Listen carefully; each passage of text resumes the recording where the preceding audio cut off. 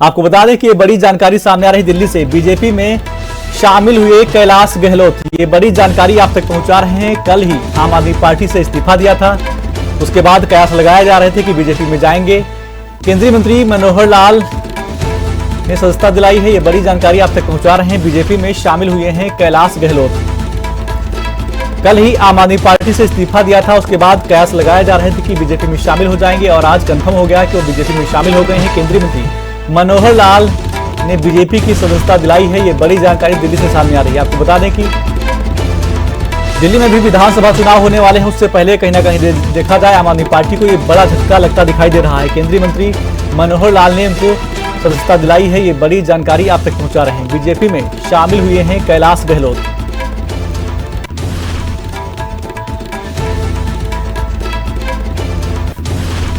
और खबर पर ज्यादा जानकारी के लिए हमारे संवाददाता अंबुज उपाध्याय दिल्ली से जुड़ गए हैं। अंबुज, कैलाश गहलोत बीजेपी में शामिल हो गए हैं, क्या कुछ जानकारी आपके पास?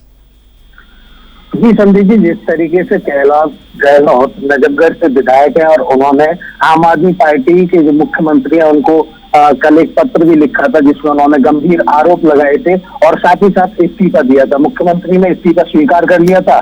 वहीं से ऐसे कयास लगाए जा रहे थे, मुख्यमंत्री अतिथि के द्वारा कहा गया था कि ईडी और सीबीआई के जो जांचें हैं वो उसके दबाव में कैलाश गहलोत आ रहे हैं, इस वजह से उन्होंने ये इस्तीफा दिया है। वहीं कैलाश गहलोत ने पत्र लिख करके सीधे सीधे आरोप लगाए थे, गंभीर आरोप लगाए थे कि यमुना जी और ज्यादा प्रदूषित हुई है। शीश महल जैसे मुद्दे आम आदमी पार्टी की जो लोकप्रियता थी उसको घटा है, इस वजह से मैं आगे इस पार्टी के साथ नहीं चल सकता हूँ, इस्तीफा दे देता हूँ।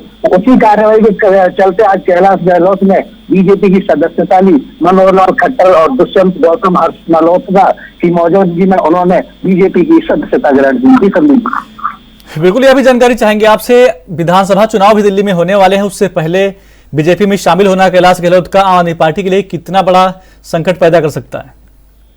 देखो संदीप जी, अगर कैलाश गहलोत की बात की जाए तो कैलाश गहलोत नजफगढ़ क्षेत्र से विधायक थे, 3 बार लगातार वहां से विधायक बने हैं और मंत्री पद पर रहे थे। कैलाश गहलोत ने खुद स्वीकार किया है कि अन्ना हजारे के टाइम से मैं पार्टी में जुड़ा हुआ था, तो एक बड़ा चेहरा थे आम आदमी पार्टी के लिए और मंत्री रहे, वो तीनों टर्म्स में लगातार मंत्री रहे, तो कहीं ना कहीं इसका फर्क तो पड़ेगा।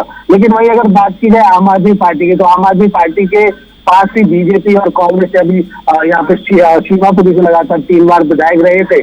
कांग्रेस के नेता थे धीमान ने भी आम आदमी पार्टी की सदस्यता ग्रहण की है। तो ऐसा बोल सकते हैं कि राजनीति है तो एक दूसरे इधर से उधर अभी और ऐसा लग रहा है कि अभी कुछ और नेता इधर उधर जाएंगे जरूर, जिस तरीके से चल रही है। बिल्कुल, यह भी जानकारी चाहेंगे आपसे, कैलाश गहलोत के आम आदमी पार्टी के लिए कोई बड़ी चुनौती बन सकते हैं चुनाव में? 3 बार लगातार विधायक रहे हैं, मंत्री पद पर रहे हैं और बड़े चेहरे के रूप में कैलाश गहलोत जाने जाते हैं। तो ऐसे कयास लगाए जा रहे हैं कि कहीं ना कहीं आम आदमी पार्टी से कुछ और नेता बीजेपी की तरफ रुख ना करें। तो इसको लेकर के आम आदमी पार्टी भी कल से ही इस तरीके से अपने बयान दे रही है कि कैलाश गहलोत एक तरीके से सीबीआई या ईडी से बचने के लिए बीजेपी ज्वाइन की है। तो दोनों पार्टी एक दूसरे पर आरोप लगा रही है और कैलाश गहलोत का अगर बात की है तो कैलाश गहलोत दिल्ली के लिए एक आम आदमी पार्टी के बड़े चेहरा थे, तो विधानसभा चुनाव में जरूर इसका फर्क देखने को तो मिलेगा। बिल्कुल अंबुज, यह भी जानकारी चाहेंगे, जब कैलाश गहलोत आम आदमी पार्टी में थे तब क्या पार्टी के अंदर उनकी आवाज को दबाया जा रहा था, या जो मुद्दे थे दिल्ली वासियों के, जनता से जुड़े मुद्दे थे, जब वो उठाते थे तो क्या उनकी सुनवाई नहीं होती थी जो अब आरोप लगा रहे हैं? जी, जिस तरीके से संदीप जी बात की जाए, कैलाश गहलोत अभी कुछ समय पहले एक पिंक स्टैंड बनाया गया था बस का, उसका उद्घाटन करने के लिए सरोजनी नगर गए थे। तो वहाँ महिलाओं द्वारा उनका विरोध किया गया उद्घाटन के समय पर ही।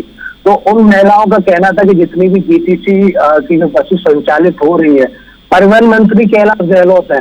तो ऐसे दिल्ली में अगर बात की जाए तो कई ऐसे डिपो हैं जहाँ पर, जैसे बुराड़ी डिपो है, सीमापुरी डिपो है, तो वहां पर बहुत सारे जो कर्मचारी है वो हड़ताल पर गए हुए हैं। उनका कहना है कि हमारे पास 4 महीने से 3 महीने से वेतन ही नहीं आ रहा है।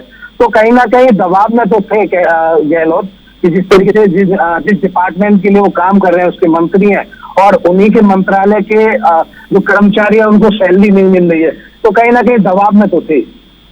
ठीक है अंबुज, जानकारी साझा करने के लिए आपका बहुत बहुत धन्यवाद।